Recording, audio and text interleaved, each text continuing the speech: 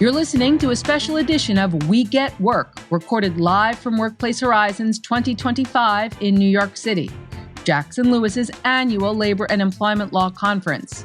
Over 500 representatives from 260 companies gathered together to share valuable insights and best practices on workplace law issues impacting their business today.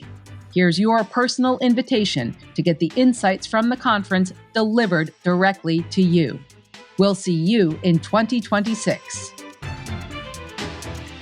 Welcome to Live from Workplace Horizons and our We Get Work podcast episode series for 2025. In the room, in the studio with me this afternoon, I have Chris Berpoli, a principal in our New York City office, and Peter Wu, principal in the Orange County office of Jackson Lewis, and the co-leader of Jackson Lewis's Entertainment and Media Group. Welcome, gentlemen.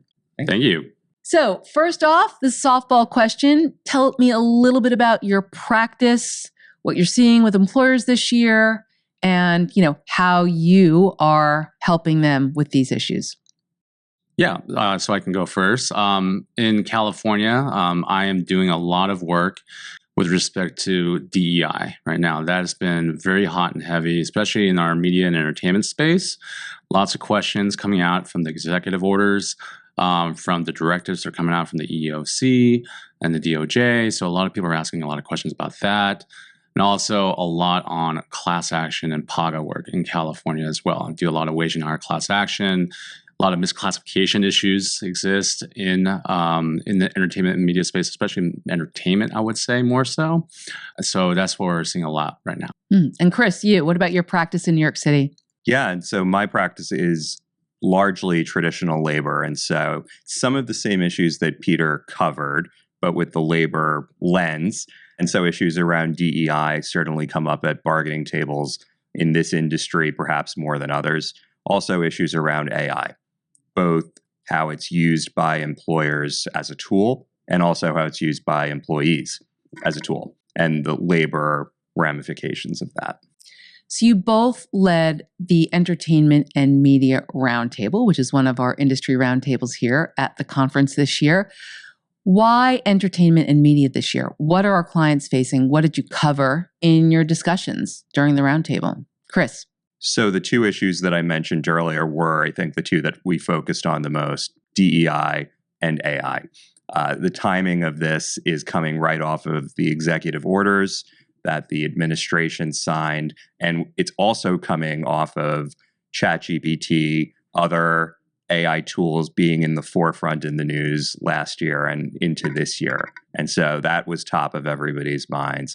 The labor and employment ramifications of that, I think, are really pronounced in the media industry, where people are using AI as a tool in their work, and also where DEI is at the forefront, partially because of where many of our media and entertainment clients are located in diverse and sometimes politically progressive locales.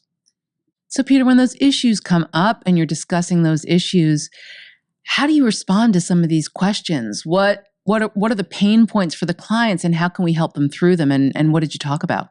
Yeah, so I think some of the questions that came up in our discussion is, particularly on the media side, is how do we handle potential censorship issues? That has come up a lot, First Amendment issues, and while it's not necessarily labor employment related, it does impact their employees, the writers and the folks who might want to write in a certain way. And so, we talked about that a little bit and how to manage through that. We talked a lot about how to get through some of the tougher questions with regards to ERGs, and how to approach that from the DEI side. And then from the AI side, there's a lot of things to consider there as well. We have HR using AI as well to filter through resumes, to look through content there. A lot of our clients use or create content in terms of whatever it may be, a writing sample, an article, a work of art, and the question is that an original piece of art, or do they are they using AI And so there's lots of push and pull from all of that. So lots of discussions on that, and there's no right or wrong answer really. Everything's really, really fresh, but there are certain protocols that can be done now, certain guidelines that can be created to help to manage through some of the usage of AI. So there's a big writer's strike, right, a couple of years ago in the entertainment space. Is that still a hot button issue considering how prominent AI is becoming? It is an issue, and I think it's part of a number of social movements that are coalescing, particularly in the traditional labor area, has employment implications as well. But we're coming off of a couple years of huge societal change.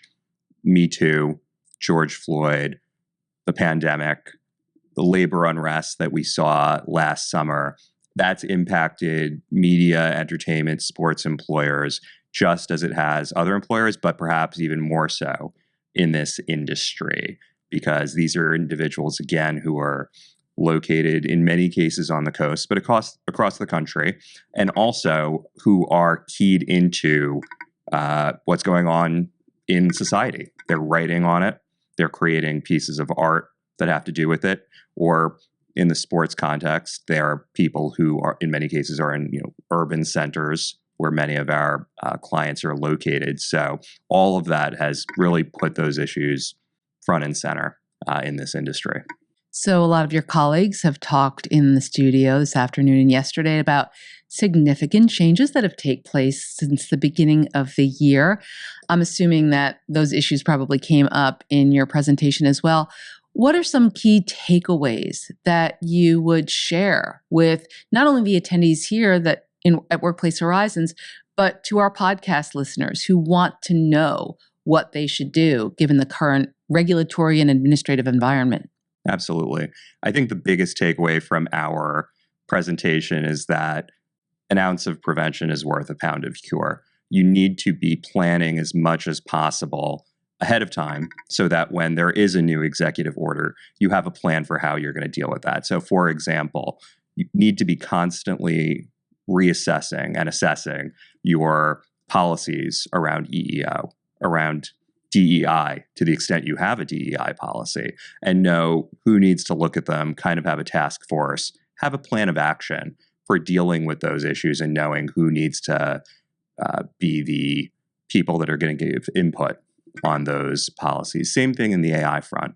You can't deal effectively with a new AI tool and how it's going to be implemented in your workplace if you don't have somewhat of a plan for how you're going to deal with those sorts of issues when they come up, or deal with a case of an employee infringing on intellectual property. So really planning is key. So in that respect, it's probably the same advice we would give in any other year, but it's even more true today.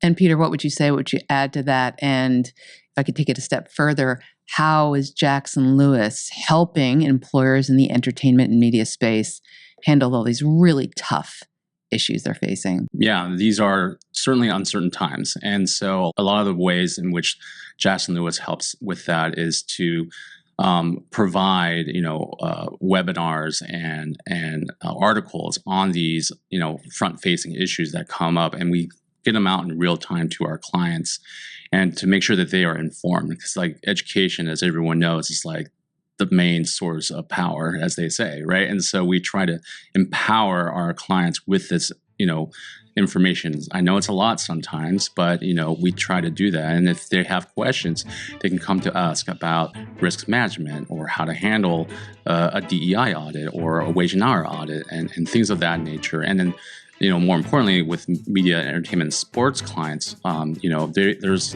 a sense of cancel culture that may exist, and so, of course, there is a reputational risk that every one of our clients care about, very much so. And so we provide a lot of that client crisis management services as well. So that's how we try to help out. We try to stay ahead of the game in terms of, as much as possible, try to have that crystal ball and provide our clients with that kind of service.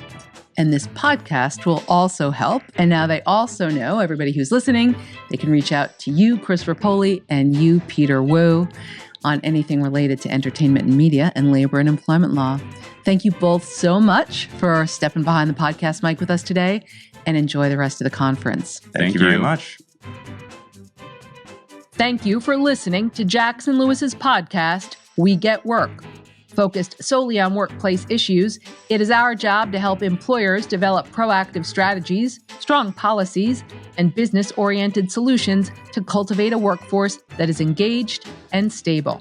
Please tune into our next program, where we will continue to tell you not only what's legal, but what is effective. We Get Work is available to stream and subscribe on your streaming platform of choice, including Apple Podcasts, Spotify, and YouTube. For more information on today's topic, our presenters, and other Jackson Lewis resources, visit jacksonlewis.com. As a reminder, this material is provided for informational purposes only. It is not intended to constitute legal advice, nor does it create a client-lawyer relationship between Jackson Lewis and any recipient.